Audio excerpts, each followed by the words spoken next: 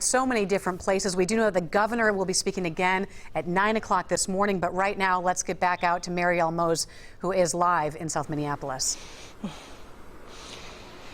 Jennifer, I'm joined right now with Ellie Underwood. I had just mentioned a few minutes ago that a apartment complex is right next to this burned out O'Reilly Auto Parts and Family Dollar, and Ellie lives in that apartment complex. Ellie, good morning to you. Thanks so much for joining us. Tell me what happened last night when you guys started to see this place catch on fire. What was your reaction? Yeah, so someone ran through our building and got everyone out, and we ran the fire alarm. And then we all called 911 right away, and they said they'd get here as soon as they could. So we were all standing outside watching it, and people from even about 3 blocks away said that they were coming to see the fire. People in the back alley had their hoses pointed at the building. We had everyone, the houses across the street, their spigots going, filling tubs of water, and we were all just bringing them over here, trying to protect the apartment building. And then when the firefighters came about 6 a.m.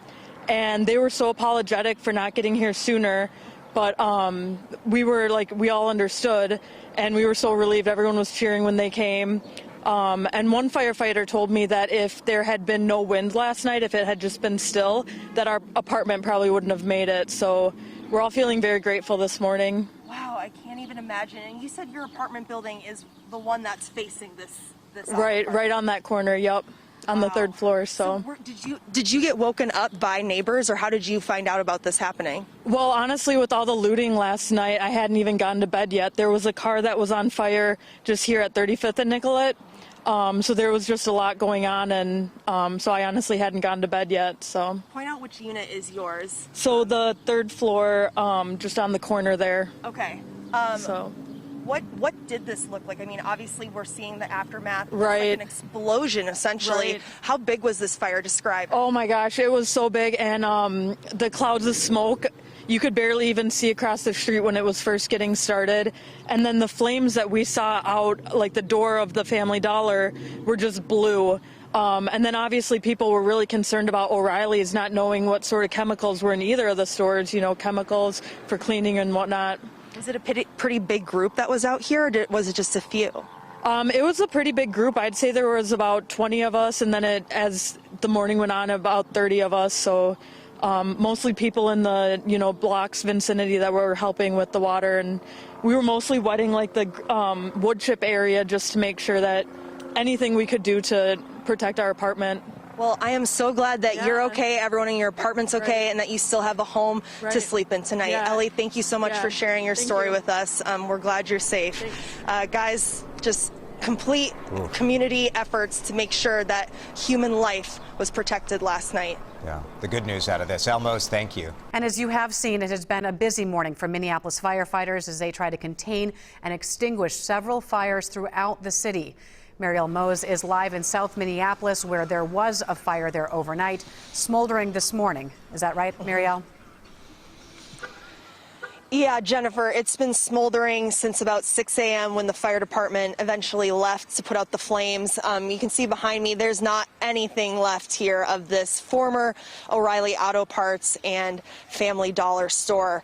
Now, several neighbors have been coming out this morning just in shock and disbelief, taking pictures. I've heard a lot of them say our community is just going away right now, disappearing, and it's really heartbreaking to hear these sentiments from neighbors in the area. But 2 people that did come by this morning were the owners of this building, just, of course, in disbelief.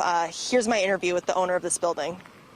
That this much damage was done despite your efforts? Well, unfortunately, seeing everything else, I can believe it, but yeah, O'Reilly Auto Parts had shutters that they were closed down, and so that's hard to believe that anybody got through there, and we boarded up these windows. There's only 3 banks of windows here, and somehow they pried through and, did what they did, so.